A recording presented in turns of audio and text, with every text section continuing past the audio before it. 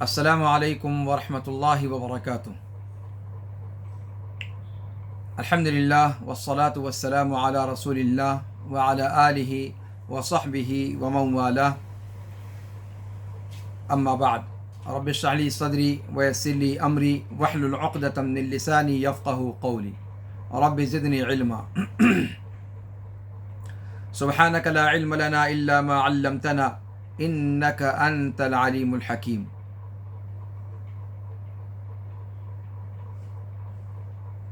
مشاہدین کرام، صبح و شام کے اذکار کے نئے درس میں آپ کا خیر مقدم ہے۔ آج کے درس میں انشاءاللہ ہم کچھ نئے اذکار سیکھیں گے اور صبح و شام میں پڑھے جانے والے اوراد میں سے کچھ کو آج کے درس میں دیکھیں گے، ان کے معانی اور مفاہیم پر آگاہی حاصل کریں گے۔ اللہ رب العالمین سے دعا ہے کہ اللہ رب العالمین اس درس کو ہمارے لیے مفید بنائے۔ آج کے درس میں ایک نیا ورد لے کر کے آپ کی خدمت میں حاضر ہوا ہوں، جو صبح و شام کے اوراد میں سے ہے، اور وہ ہے حسبی اللہ لا الہ الا ہو علیہ توکلت وہو رب العرش العظیم، 7 مرتبہ۔ ابو درداء رضی اللہ عنہ وارضاہ سے روایت ہے، وہ فرماتے ہیں کہ جس نے صبح کو اور شام کو 7 مرتبہ یہ ورد پڑھا، اللہ رب العالمین اس کے لیے کافی ہوگا ہر اس چیز سے جو اسے تکلیف یا غم میں مبتلا کرے۔ حسبی اللہ لا الہ الا ہو علیہ توکلت وہو رب العرش العظیم، کہ اللہ میرے لیے کافی ہے، نہیں ہے معبود حقیقی مگر وہی، اسی پر میں نے توکل کیا اور وہ عرش عظیم کا رب ہے۔ اس ورد کا ذکر آپ کے سامنے آج کچھ تفصیل سے رکھا جائے گا کہ اس کا مطلب کیا ہوتا ہے، اور یہ چیز آپ کو ذہن میں رہنی چاہیے کہ شروع میں اس کا تذکرہ کیا گیا تھا آپ کے سامنے کہ صبح و شام کے اذکار میں بعض وہ ہیں جنہیں 1 مرتبہ پڑھنا ہے، بعض وہ ہیں جنہیں 3 دفعہ پڑھنا ہے، اور بعض وہ ہیں جنہیں 7 دفعہ پڑھنا ہے، بعض وہ ہیں جنہیں 10 مرتبہ اور 100 مرتبہ کا بھی ذکر آیا ہے۔ تو اذکار میں الگ الگ تعداد کے ساتھ بعض اذکار تعیین کے ساتھ ان کے بارے میں ذکر آیا ہے۔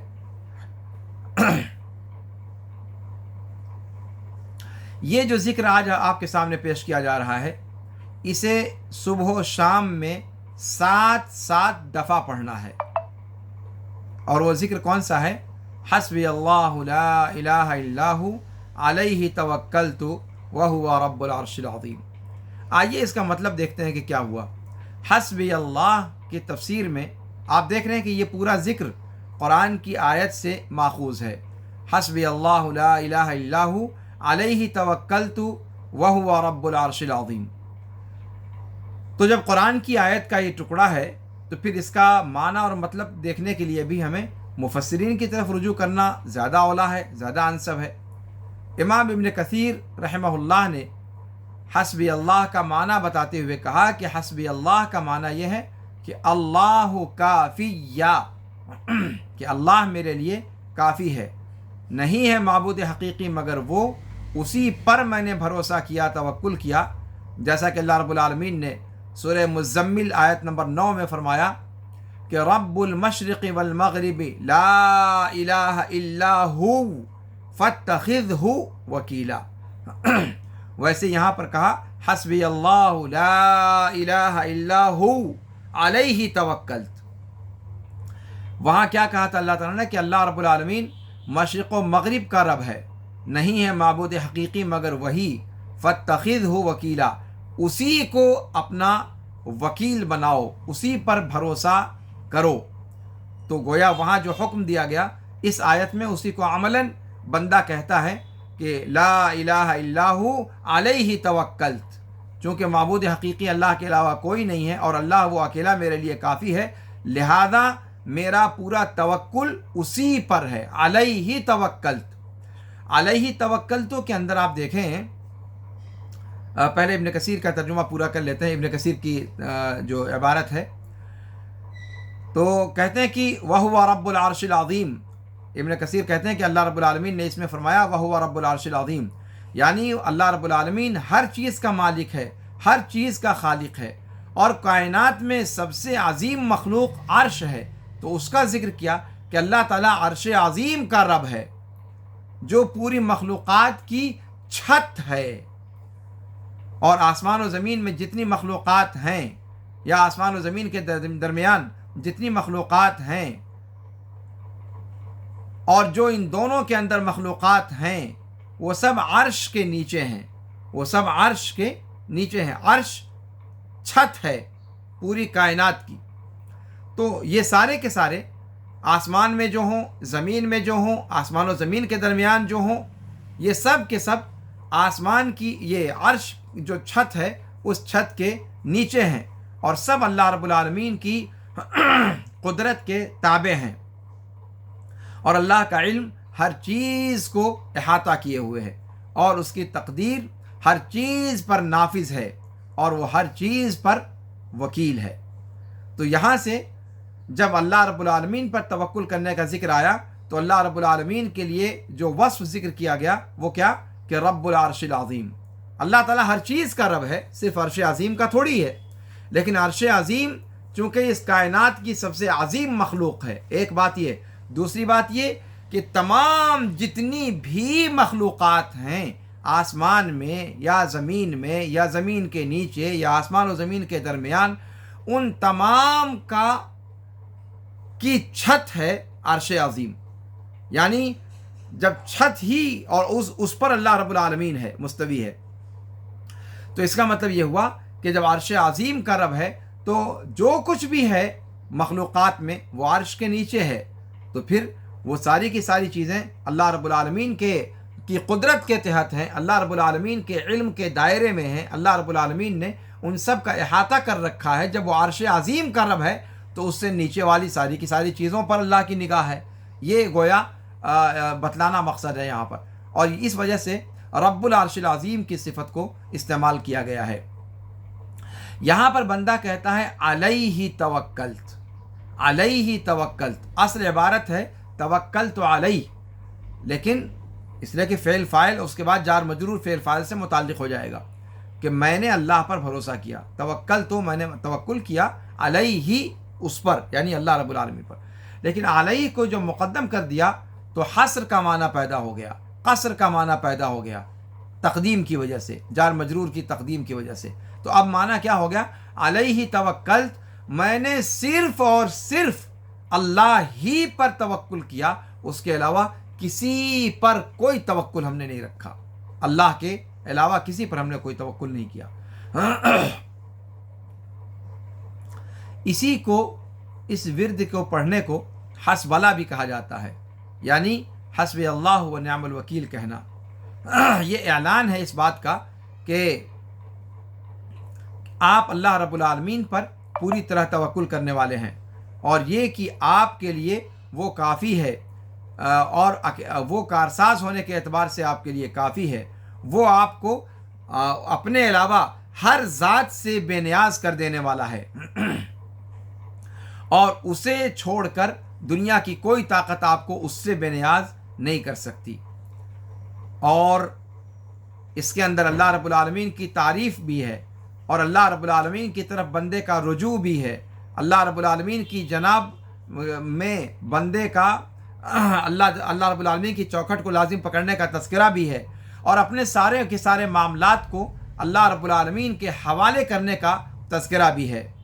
ابن عباس رضی اللہ تعالی عنہما وارضاہما اسی صیغے سے ایک اور آیت آئی ہوئی ہے، حسبنا اللہ و نعم الوکیل، چونکہ یہاں بھی وہی مضمون کہا گیا، حسبی اللہ لا الہ الا ہو علیہ توکلت، توکلت یہاں بھی کہا گیا، اور وہاں بھی حسبوں کا ذکر آیا ہے کہ اللہ ہمارے لیے کافی ہے، ونعم الوکیل، اور بہترین کارساز ہے۔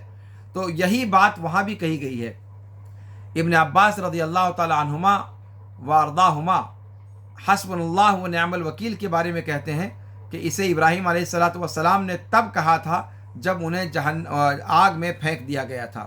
دنیا میں جو آگ جلائی گئی تھی ان کے لیے، اس آگ میں انہیں جب پھینک مارا گیا تھا، اس وقت انہوں نے یہی ورد پڑھا تھا کہ حسبنا اللہ ونعم الوکیل۔ محمد صلی اللہ علیہ وسلم نے اس ورد کو پڑھا جب قریش کی طرف سے ظلم و ستم بڑھ گیا اور ان لوگوں نے آپ کے خلاف تدبیر کی، اور ہر جگہ یہ بات ہوئی، لوگوں نے کہا کہ آپ کو قریش سے ڈرنا چاہیے۔ تو آپ صلی اللہ علیہ وسلم کے ایمان میں اضافہ ہوا اور اہل ایمان کے ایمان میں اضافہ ہوا، اور ان سب لوگوں نے مل کر کے کہا حسبنا اللہ ونعم الوکیل۔ امام بخاری نے اس روایت کو ابن عباس کی نقل کیا ہے 4563 نمبر پہ۔ انہی سے یعنی ابن عباس رضی اللہ تعالی عنہما و ارضاہما سے مروی ہے کہ ابراہیم علیہ الصلاۃ والسلام کی آخری بات جب وہ آگ میں ڈالے گئے کیا تھی؟ حسبی اللہ ونعم الوکیل، یعنی حسبنا کے صیغے سے بھی آیا ہے اور حسبیہ کے صیغے سے بھی آیا ہے، حسبی اللہ ونعم الوکیل۔ اسے بھی بخاری نے روایت کیا ہے 4564 نمبر پہ۔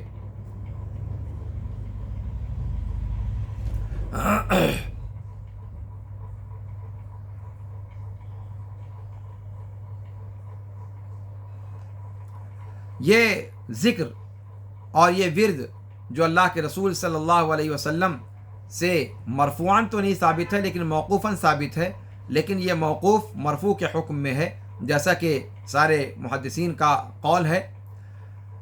کہتے ہیں کہ جب ایک بندہ مومن حسبی اللہ ونعم الوکیل اپنے مناسب جگہ پر، اس کی مناسب جگہ پر پڑھتا ہے جہاں پر اللہ رب العالمین پر بندہ توکل کرتا ہے، اللہ سے ہی مدد طلب کرتا ہے، تو یہ انسان تب کہتا ہے جب وہ اللہ رب العالمین کے بارے میں معرفت رکھنے والا ہو، اللہ رب العالمین پر کی خلق اور تدبیر کی صفت پر اس کا کامل ایمان ہو، جب وہ مکمل یقین رکھتا ہو کہ نقصان اور نفع کا مالک اللہ ہے، دینے اور چھیننے کا مالک اللہ ہے، جو وہ چاہے وہ ہو جاتا ہے، اور جو گرچہ جو اللہ رب العالمین چاہے وہ ہو جاتا ہے گرچہ لوگ نہ چاہیں، اور جو جسے وہ نہ چاہے وہ نہیں ہو سکتا چاہے پوری کائنات مل کر کے اسے چاہ لے۔ اور یہ یقین انسان کے اندر جب آتا ہے تو اس سے اس کا اعتماد اللہ رب العالمین کے اوپر بڑھ جاتا ہے، وہ اپنے معاملات کو اللہ کے سپرد کر دیتا ہے، اللہ رب العالمین کے سپرد کرنے کے بعد وہ اس پر مطمئن ہو جاتا ہے اور اللہ رب العالمین پر بھروسہ کرتا ہے، اللہ رب العالمین کے کافی ہو جانے کا اذعان اس کو پیدا ہو جاتا ہے، اور وہ یقین رکھتا ہے کہ اس کائنات میں وہی ہو سکتا ہے جو اللہ کی مشیت ہو، لوگ چاہیں یا نہ چاہیں۔ تو اس کی حالت اس بچے کی حالت کی طرح سے ہو جاتی ہے جو اپنے ماں باپ کے ساتھ رہتا ہے، ہر اس چیز میں جو ان کے سامنے پیش آتی ہے، خوشحالی کے طور پر یا خوف کے طور پر، امن و امان کی چیز یا خوف والی چیز، تو وہ بچہ اپنے والدین پر تکیہ کرتا ہے کہ والدین ہمیں کسی بھی حالت میں تنہا نہیں چھوڑیں گے۔ ایک بچے کا یقین ہوتا ہے اپنے ماں باپ پر، تو جس طریقے سے بچہ اپنے والدین پر پورے طور پر بھروسہ کرتا ہے، ایک بندے مومن کو چاہیے کہ اس سے بھی کہیں زیادہ بڑھ کر کے اپنے رب العالمین پر توکل کرے، اور اپنے نفع اور نقصان کا، اپنے فائدے اور گھاٹے کا، اور اپنے مصیبتوں اور نعمتوں کا اللہ رب العالمین کو وکیل سمجھے، اپنے تمام حالتوں میں اللہ رب العالمین کی طرف رجوع ہو، اور اپنا سارا مقصد اللہ رب العالمین کو بنا لے۔ اللہ رب العالمین کے اشارے کے بغیر اس کائنات میں کچھ نہیں ہو سکتا، چاہے پوری کائنات اکٹھا ہو جائے، اور اگر اللہ کا اشارہ نہ ہو تو پوری کائنات مل کر کے بھی آپ کو اور ہم کو کوئی چیز عطا نہیں کر سکتی، جیسا کہ ابن عباس رضی اللہ عنہما کی روایت میں اللہ کے رسول صلی اللہ علیہ وسلم نے انہیں سکھایا تھا کہ وَاعْلَمْ أَنَّ الْأُمَّةَ لَوِ اجْتَمَعُوا लव इज्तमअत अला अन यनफ़ऊका लव इज्तमअू अला अन यनफ़ऊका बिशैइन लम यनफ़ऊका इल्ला मा क़द कतबहु अल्लाहु लक।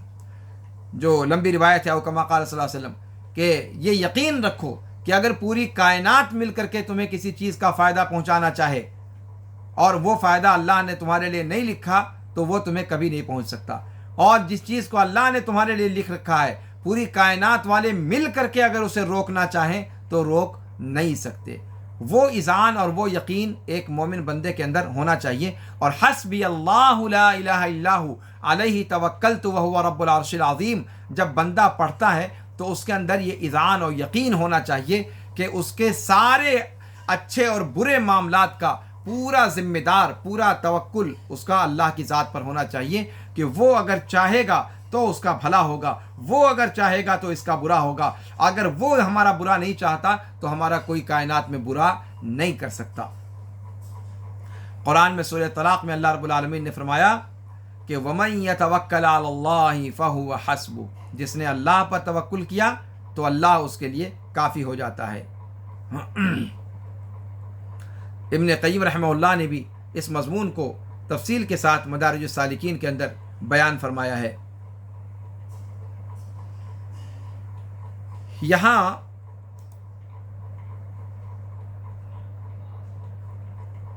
अज़कार का सिलसिला चूँकि अब हमारा वक्त पूरा होने को है, इस सुबह शाम के अज़कार के लिए जो वक्त हमने रखा था 20 रमज़ान तक, तो वो वक्त अब तकरीबन पूरा होने को है। दो दर्स तकरीबन या 3 दर्स हमारा बाकी है। और मैं ये चाहता हूँ कि सुबह शाम के अज़कार में से जो अज़कार या जिनके बारे में हमने तफसील से पहले पढ़ लिया है और उससे मिलते जुलते सेगे हैं, उनको मैं आज चाहता हूँ कि आपके सामने इख्तिसार के साथ पेश कर दूँ। और साथ में सुबह शाम में पढ़ी जाने वाली कुछ आयतें भी हैं कुरान करीम की। तो कुरान करीम की जो आयतें हैं, जैसे सूरह बकरा की आखिर की 2 आयतें हैं, या आयतुल कुर्सी है, या सूरह इखलास और मुअव्वज़तैन है, ये सब जो हैं इन पर भी हमारी गुफ्तगू नहीं रहेगी। इंशाअल्लाह अगर मुमकिन हुआ तो साथ साथ चूँकि हमारा क़िसार सूवर का भी दर्स चल रहा है, तो उसमें इंशाअल्लाह मैं कुल या अय्युहल काफ़िरून और कुल हुवल्लाहु अहद और मुअव्वज़तैन पर गुफ्तगू वहाँ पर आपके लिए पेश कर दूँगा। और वहाँ पर इंशाअल्लाह जो बातें बताई जाएंगी वो आपके लिए यहाँ के लिए भी काफ़ी होंगी, सुबह शाम के अज़कार के लिए भी काफ़ी होंगी। तो वक्त को बचाते हुए, और रह गई बात आयतुल कुर्सी की और सूरह बकरा की आखिर की 2 आयतों की, तो इंशाअल्लाह फिर किसी मौका से जब कुरान पर कोई हमारा सिलसिला चलेगा तो उसकी तफसील आपके सामने बयान करूँगा। या फिर अज़कार ही का अगर कोई नया सिलसिला हमने शुरू किया तो इंशाअल्लाह उसको हम उसमें शामिल कर लेंगे। लेकिन फ़िलहाल सुबह शाम के अज़कार जो पढ़े जाते हैं उन्हीं पर, कुरान के अलावा उन्हीं पर अपनी गुफ्तगू को मैं चाहूँगा कि मरकूज़ रखूँ, ताकि उसके अंदर जो अज़कार सुबह शाम के ज़िक्र किए गए हैं अल्लाह के रसूल सल्लल्लाहु अलैहि वसल्लम से, उन पर अपनी बात मुकम्मल कर लूँ। तो आइए जो अज़कार इससे पहले गुफ्तगू जिन पर हो चुकी है और उनकी तादाद के एतबार से अलग अलग भी शुमार किया गया है उसको, उन पर थोड़ी सी गुफ्तगू मैं आपके सामने रख देता हूँ। तफसील में नहीं जाऊँगा, इसलिए कि तफसील आपके सामने इससे पहले पेश की जा चुकी है। ला इलाहा इल्लल्लाहु वहदहु ला शरीका लह लहुल मुल्कु व लहुल हम्द युहयी व युमीत व हुवा अला कुल्लि शैइन क़दीर। इसके अंदर ये ज़िक्र आपको इससे पहले इस पर गुफ्तगू मैं कर चुका हूँ तफसील के साथ पिछले दरसों में। यहाँ पर पिछला जो दर्स मैंने इस पर दिया है, बेआइनी वही सीगा यहाँ पर है, बस युहयी व युमीत का इजाफा है। युहयी व युमीत अल्लाह रब्बुल आलमीन के लिए ज़िंदा करने और मारने की सिफत का ज़िक्र इजाफी तौर पे किया गया। बाकी ये ज़िक्र वैसे ही है जैसे इससे पहले आपके सामने बयान किया गया।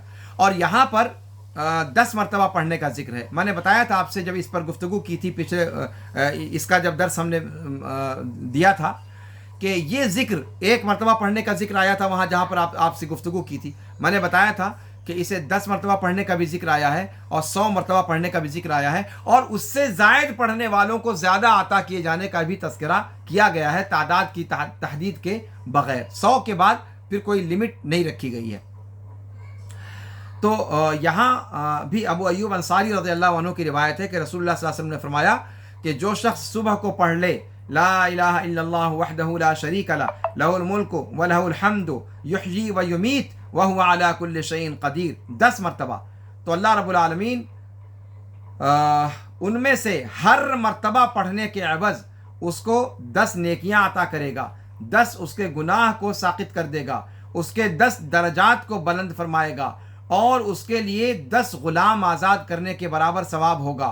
और उसके लिए शुरू दिन से लेकर उस दिन के आखिरी हिस्से तक अल्लाह रब्बुल आलमीन की तरफ से हिफाजत करने वाले मुतय्यन रहेंगे। और उस दिन कोई ऐसा अमल करके नहीं लाएगा जो उसको मगलूब कर दे, मगर वो शख्स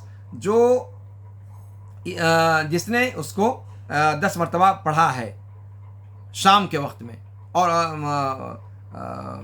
नहीं कहा कि वकुन्न लहू मसलहा मिन अव्वलिन नहारी इला आखिरिही, और उस दिन कोई उससे बेहतर अमल करके नहीं लाएगा कि उसको मगलूब कर दे। ठीक है, यानी ये सबसे बेहतर अमल होगा जो वो करेगा बंदा उस दिन। 10 मरतबा ला इलाहा इल्लल्लाह वहदहु ला शरीका लह लहुल मुल्कु व लहुल हम्द युहयी व युमीत व हुवा अला कुल्लि शैइन क़दीर। और कहा कि अगर यही 10 मरतबा शाम को भी पढ़ ले तो उसका बेआइनी वही अजर है जो दिन भर बताया गया सुबह को पढ़ने वाले के लिए, वही शाम रात भर यानी बंदे के लिए अजर होगा। इस पर तफसीली गुफ्तगू इससे पहले के जो दर्स में जो इस पर बात हुई थी, बात रखी गई जा चुकी है, इसलिए मैं इस पर ज़्यादा वक्त नहीं लूँगा। इसके बाद एक ज़िक्र है सुबहानल्लाहि व बिहम्दी 100 मरतबा या उससे ज़ायद। इमाम मुस्लिम ने इसको रिवायत किया है। इसी तरीके से एक ज़िक्र है सुबहानल्लाहिल अज़ीम व बिहम्दी 100 मरतबा या इससे ज़ायद। ये भी सही रिवायत है। अबू हुरैरा रज़ियल्लाहु तआला अन्हु वारदा से रिवायत है कि अल्लाह के रसूल सल्लल्लाहु अलैहि वसल्लम ने फरमाया कि जिसने सुबह शाम को पढ़ा सुबहानल्लाहि व बिहम्दी 100 मरतबा, तो क़यामत के दिन कोई बंदा नहीं आएगा जो उससे अफजल अमल लेकर के उससे अफजल अमल जिसका हो, सिवाय उसके जिस बंदे ने इस ज़िक्र को इतनी मरतबा या इससे ज़ायद मरतबा पढ़ा। और ये रिवायत सही है जैसा कि आपके सामने ज़िक्र किया गया। तो यहाँ अल्लाह इस ज़िक्र पर भी गुफ्तगू आपके सामने पहले रखी जा चुकी है। तस्बीह पर तहमीद पर गुफ्तगू हम कर चुके हैं। तो ये सेगा अलबत्ता ये जहन में रखने का है कि तस्बीह को इस सेगे के साथ पढ़ने का भी अलग से ज़िक्र आया है। और यहाँ पर तादाद कितनी है? 100 मरतबा या उससे ज़ायद। सुबहानल्लाहि व बिहम्दी या फिर सुबहानल्लाहिल अज़ीम व बिहम्दी। और ज़ाहिर सी बात है तस्बीह का अगर ज़िक्र किया जाए, इस पर अगर तफसील से गुफ्तगू की जाए तो पूरा पिटारा इस पर जो है भर जाएगा और गुफ्तगू ख़त्म नहीं होगी। इसकी अहमियत और इसकी फ़जीलत को जानने के लिए यही क्या कम है कि जब इंसान मर जाएगा, इस दुनिया से चला जाएगा, आखिरत में जब वो पहुँचेगा तो इंसान के सारे आमाल जिसका वो मुकल्लफ़ है ख़त्म हो जाएंगे, लेकिन तस्बीह तहमीद तहलील ये इंसान से जन्नत के अंदर भी साक़ित नहीं होंगे। वहाँ भी इंसान की ज़ुबान पर, जन्नतियों की ज़ुबान पर अज़कार जारी रहेंगे। सुबहानल्लाहि व बिहम्दी सुबहानल्लाहिल अज़ीम सुबहानल्लाहिल अज़ीम व बिहम्दी सुबहानल्लाहि व बिहम्दी। ये अज़कार वहाँ भी अहले जन्नत की ज़ुबान, अहले जन्नत के विरद ज़ुबान होंगे। ये और बात है कि यहाँ कहने के लिए हमें मेहनत करनी पड़ती है, मिजाज बनाना पड़ता है, वक्त निकालना पड़ता है, लेकिन अहले जन्नत को बग़ैर किसी कुल्फ़त के, बग़ैर किसी मशक्क़त के अपने आप ये उनकी ज़ुबान पर जारी रहा करेगा। और इस पर गुफ्तगू मैं किसी मजलिस में कर चुका हूँ, तो मैं इस पर तफसील ज़्यादा यहाँ पर बयान करना नहीं चाहता, ताकि जो अज़कार रह गए हैं उन पर सब पर थोड़ी सी गुफ्तगू आपके सामने पेश कर दूँ। इसी तरीके से सुबहानल्लाह, सिर्फ सुबहानल्लाह बिहम्दी की बात किया हमने, सिर्फ सुबहानल्लाह 100 मरतबा या इससे ज़ायद मरतबा, अल्हम्दुलिल्लाह 100 मरतबा या इससे ज़ायद मरतबा, अल्लाहु अकबर 100 मरतबा या इससे ज़ायद मरतबा, ला इलाहा इल्लल्लाह वहदहु ला शरीका लह लहुल मुल्कु व लहुल हम्दु व हुवा अला कुल्लि शैइन क़दीर 100 मरतबा या इससे ज़ायद मरतबा कहने की फजीलत आई है और इसको सुबह शाम पढ़ने का हुक्म दिया गया है। अम्र इब्न शुअैब अन अबीही अन जद्दिही के तरीक़ से मरवी है कि रसूलुल्लाह सल्लल्लाहु अलैहि वसल्लम ने फरमाया کہ جس نے سورج طلوع ہونے سے پہلے 100 مرتبہ، سورج طلوع ہونے سے پہلے اور اس کے غروب ہونے سے پہلے 100 مرتبہ سبحان اللہ کہہ دیا تو 100 اونٹ اللہ کے راستے میں قربان کرنے سے زیادہ افضل ہے۔ اور جس نے الحمدللہ کہا سورج طلوع ہونے سے اور سورج غروب ہونے سے پہلے تو اس کے لیے 100 گھوڑے سے زیادہ افضل ہے جنہیں اللہ کے راستے میں سواری کے لیے استعمال کیا جائے۔ جس نے کہا اللہ اکبر 100 مرتبہ سورج طلوع ہونے سے پہلے اور سورج غروب ہونے سے پہلے تو اس کے لیے 100 غلام آزاد کرنے کے برابر اجر ہے۔ جس نے کہا لا الہ الا اللہ وحدہ لا شریک لہ لہ الملک و لہ الحمد وہو علی کل شیء قدیر 100 مرتبہ سورج طلوع ہونے سے پہلے اور سورج غروب ہونے سے پہلے، قیامت کے دن کوئی بندہ اس سے بہتر اور افضل عمل لے کر کے نہیں آئے گا مگر وہ شخص جس نے اسی مقدار میں اس ذکر کو کہا یا اس سے زائد مقدار میں کہا۔ یہ روایت بھی صحیح ہے، امام نسائی نے عمل الیوم واللیلہ کے اندر نقل کیا ہے، اور فتح الباری میں حافظ بن حجر نے کہا ہے کہ یہ امام نسائی نے صحیح سند کے ساتھ اس کی تخریج کی ہے۔ تو اس کے اندر جتنے بھی اذکار ہیں تب تقریباً سب پر گفتگو ہو چکی ہے، بس تعداد کے اعتبار سے یہاں پر دھیان رکھنے کی چیز ہے کہ کتنی کتنی مرتبہ کہا گیا ہے اور اس کی فضیلت کیا ہے، اللہ کے رسول صلی اللہ علیہ وسلم نے کیا اس کی فضیلت بیان فرمائی ہے۔ تو اس پر گفتگو میں تفصیل سے مزید اور کرنا نہیں چاہتا یہاں پر۔ اسی طریقے سے لا الہ الا اللہ وحدہ لا شریک لہ لہ الملک و لہ الحمد وہو علی کل شیء قدیر بعینہ، وہی صیغہ جو اس سے پہلے ایک مرتبہ پڑھے جانے والے ذکر میں میں نے اس کا تذکرہ کیا تھا، وہی صیغہ ہے بعینہ۔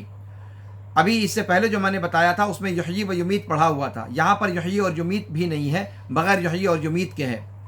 عمرو ابن شعیب عن ابیہ عن جدہ سے روایت ہے کہ اللہ کے رسول صلی اللہ علیہ وسلم نے فرمایا کہ جس نے دن میں 200 مرتبہ یعنی 100 مرتبہ صبح میں اور 100 مرتبہ شام میں لا الہ الا اللہ وحدہ لا شریک لہ لہ الملک و لہ الحمد وہو علی کل شیء قدیر پڑھ لیا تو اس سے کوئی آگے نہیں بڑھ سکتا نیکی میں، اور نہ ہی اس کے بعد اسے کوئی پا سکتا ہے مگر وہ شخص جس نے اس سے بہتر یا اس سے زائد مرتبہ اس عمل کو انجام دیا ہو۔ یہ روایت بھی امام نسائی نے عمل الیوم واللیلہ کے اندر نقل کی ہے، امام طبرانی نے الدعاء کے اندر، اور دیگر لوگوں نے اس کی تخریج کی ہے، اور یہ روایت صحیح ہے۔ تو اس ذکر کی فضیلت اس پر تفصیل سے گفتگو آپ کے سامنے اس سے پہلے کی جا چکی ہے۔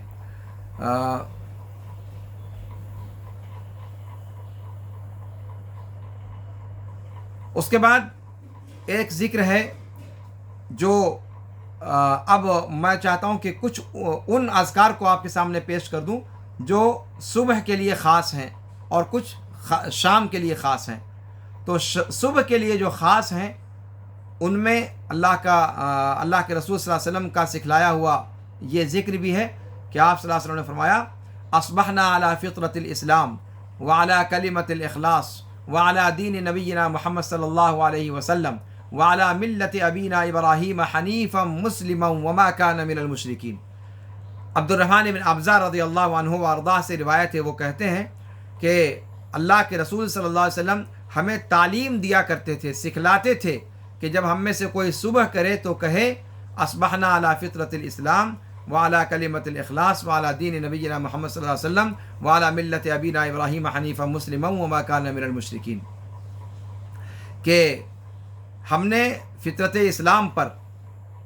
اسلام پر صبح کیا اور کلمہ اخلاص پر صبح کیا اور اپنے نبی محمد صلی اللہ علیہ وسلم کے دین پر صبح کیا اور اپنے باپ ابراہیم علیہ وعلی نبینا صلاۃ و تسلیم کی ملت پر صبح کیا، جو یکسو ہو کر توحید پر قائم تھے اور فرما بردار تھے اور وہ مشرکین میں سے نہیں تھے۔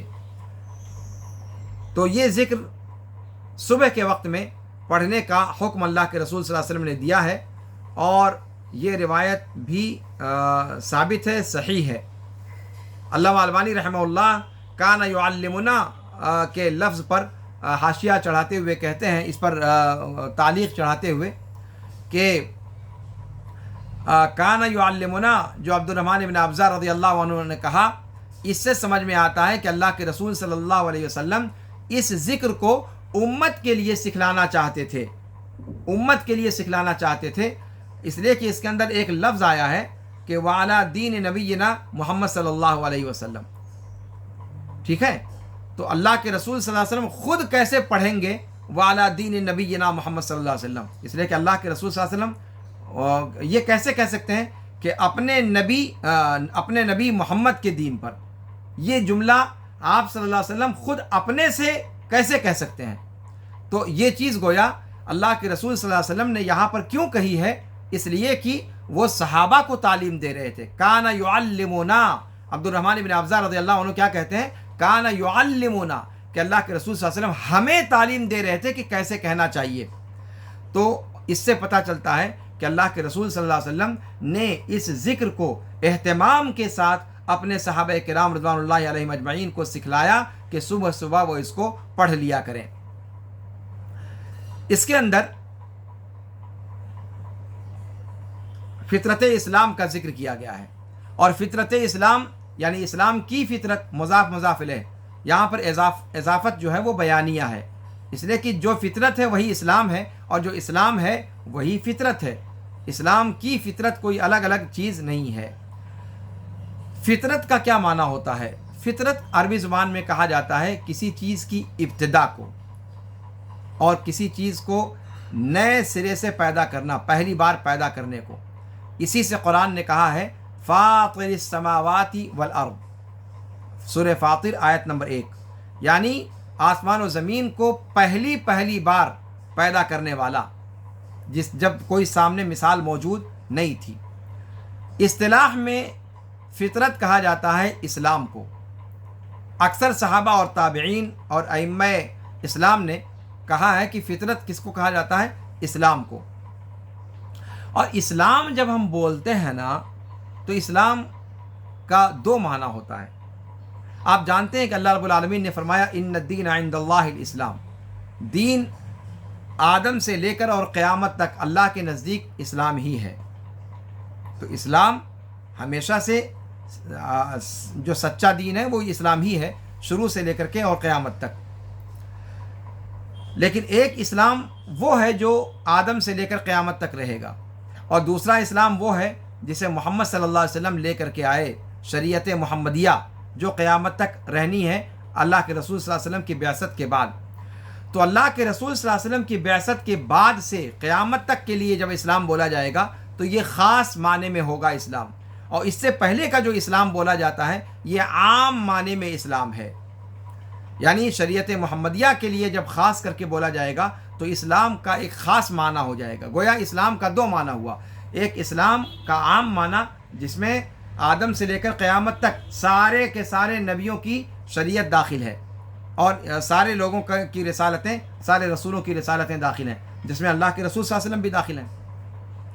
تو اسلام یہ عام معنی میں ہے. اور دوسرا اسلام خاص معنی میں استعمال کیا جاتا ہے، اور وہ اللہ کے رسول صلی اللہ علیہ وسلم کی بعثت کے بعد سے لے کر قیامت تک، یعنی شریعت محمدیہ کو مراد جس میں لیا جاتا ہے. دونوں میں رشتہ کیا ہے؟ اسلام عام جب ہم کہتے ہیں کہ ان الدین عند اللہ الاسلام، تو اس کا مطلب یہ ہے کہ آدم علیہ السلام سے لے کر کے اور محمد صلی اللہ علیہ وسلم تک جتنے بھی انبیاء و رسول آئے، یہ سب توحید کی دعوت لے کر کے آئے، اللہ کو ایک جاننا عبادت میں، اور اس کے ساتھ کسی بھی قسم کے شرک کا انکار کرنا. اور یہ وہ تعلیم ہے جو سارے رسالات سماویہ میں، آسمانی رسالات، آسمانی پیغامات جتنے بھی آئے، جتنے نبیوں اور رسولوں کے پاس، ان سب میں یہ چیز قدر مشترک تھی. سب اسی دعوت کو لے کر کے آئے. وَلَقَدْ بَعَثْنَا فِي كُلِّ أُمَّةٍ رَسُولًا أَنِ اعْبُدُوا اللَّهَ وَاجْتَنِبُوا الطَّاغُوتَ. تو اسلام بمعنی توحید اور اللہ رب العالمین کی توحید اور شرک کا انکار، تو یہ اسلام عام معنی میں ہے. اور یہ آدم علیہ السلام سے لے کر اور محمد صلی اللہ علیہ وسلم کی بعثت تک رہا. اور محمد صلی اللہ علیہ وسلم کی بعثت سے لے کر قیامت تک کے لیے توحید والا جو مضمون جو پہلے تھا وہ بھی ہے، اور ساتھ میں وہ شریعت جو اللہ کے رسول صلی اللہ علیہ وسلم پر خاص طور سے اللہ رب العالمین نے اتاری، اپنے خلیل، اپنے رسول، اپنے نبی محمد صلی اللہ علیہ وسلم پر۔ تو یہ اسلام کا دو معنی ہے۔ تو جب ہم کہتے ہیں اصبحنا علی فطرت الاسلام، تو اس میں اسلام عام اور اسلام خاص دونوں شامل ہے۔ اور فطرت سے ہم نے بتایا آپ سے کہ فطرت سے مراد اسلام ہی ہے، فطرت سے مراد اسلام ہی ہے۔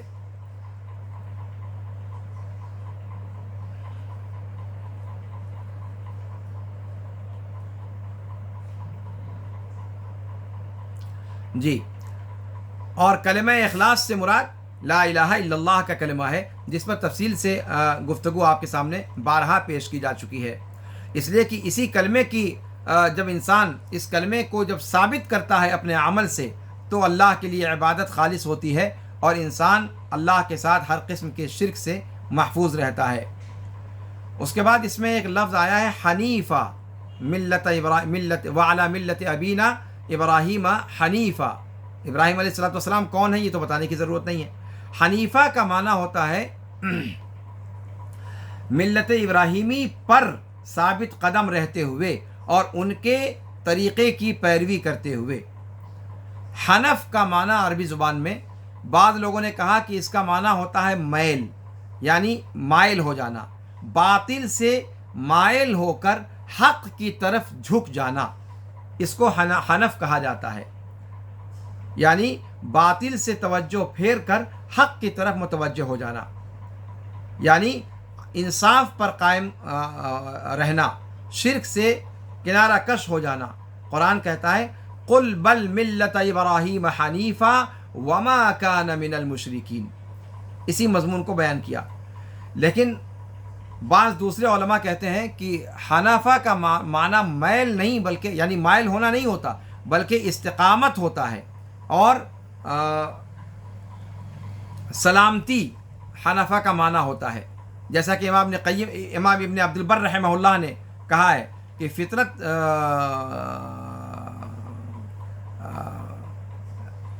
حنف کا معنی ہوتا ہے سلامتی اور استقامت، جیسا کہ اللہ کے رسول صلی اللہ علیہ وسلم نے فرمایا۔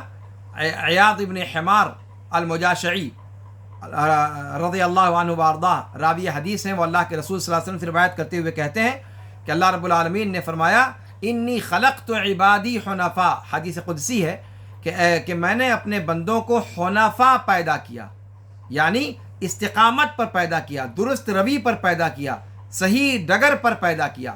تو حنفاء کا ترجمہ کیا ہے محدثین نے، شارحین نے، کہ حنفاء کا مطلب یعنی اعلی استقامہ، اعلی سلامہ، کہ خلقت عبادی علی استقامہ و اعلی سلامہ، کہ ہم نے اپنے بندوں کو سیدھی ڈگر پر، سلامتی کی ڈگر پر ہم نے ان کو پیدا کیا۔ تو حنفاء کا معنی استقامت اور سلامت روی ہوتا ہے۔ یہ امام ابن عبد البر رحمہ اللہ نے فرمایا، اور انہوں نے دلیل میں اللہ کے رسول صلی اللہ علیہ وسلم کی حدیث کو پیش کیا۔ اور کلام عرب میں حنیف کہا جاتا ہے مستقیم کو، یعنی جو سیدھا خط ہو یا سیدھا کوئی سیدھے راستے پر ہو۔ ہاں، لنگڑے کو بھی کہا جاتا ہے احنف، لنگڑے کو۔ اب لنگڑا تو مستقیم نہ ہوا نا، وہ تو صرف ایک پاؤں پر ہوتا ہے۔ لنگڑا کس کو کہتے ہیں ہم؟ جس کا ایک پاؤں کج ہو، اس کے ایک پاؤں میں کجی ہو، اور وہ دونوں پاؤں پر برابر درجے پر وزن رکھ کر کھڑا نہ ہو سکتا ہو، تو پھر اس کو احنف کیسے کہا جاتا ہے؟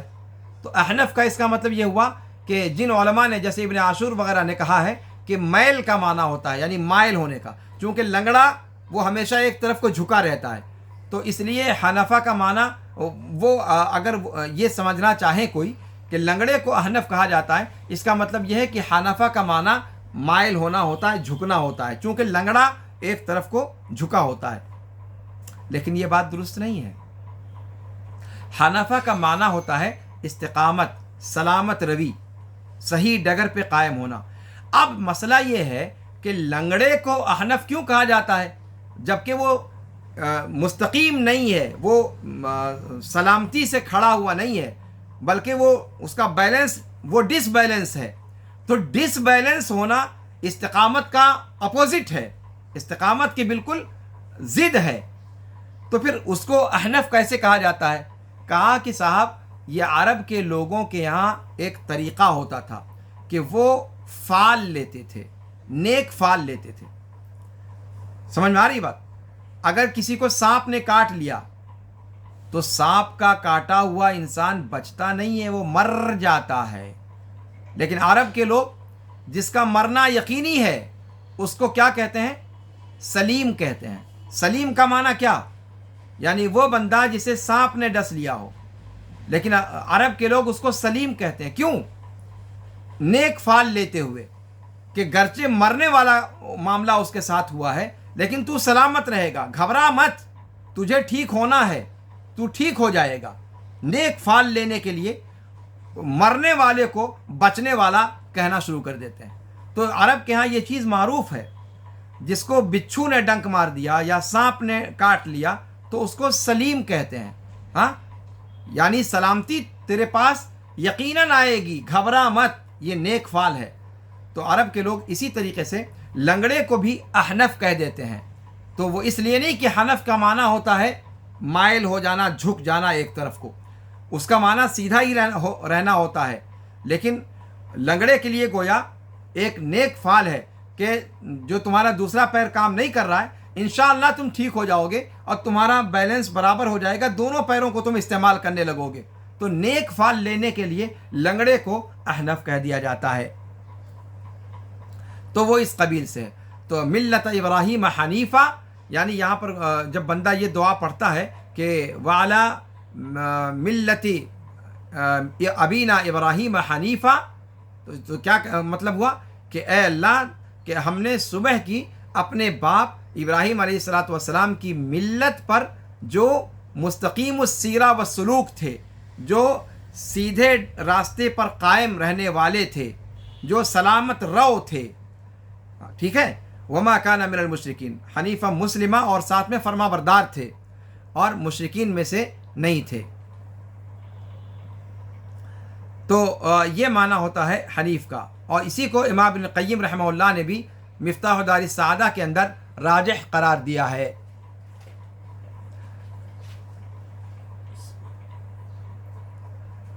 میں سمجھتا ہوں کہ آج کا درس اب اسی پر میں ختم کروں. انشاءاللہ پھر نئے کچھ اذکار کے ساتھ اگلے درس میں آپ کے سامنے، آپ کی خدمت میں حاضر ہوں گا. تب تک کے لیے مجھے دیجیے اجازت. اور آج جو اذکار آپ کے سامنے پڑھے گئے ہیں ان کو جتنی مرتبہ پڑھنے کا ذکر آیا ہے اتنی مرتبہ وعدہ کریں کہ آج ہی سے پڑھنے کا آغاز کریں گے انشاءاللہ. اللہ رب العالمین ہمیں اس کی توفیق دے.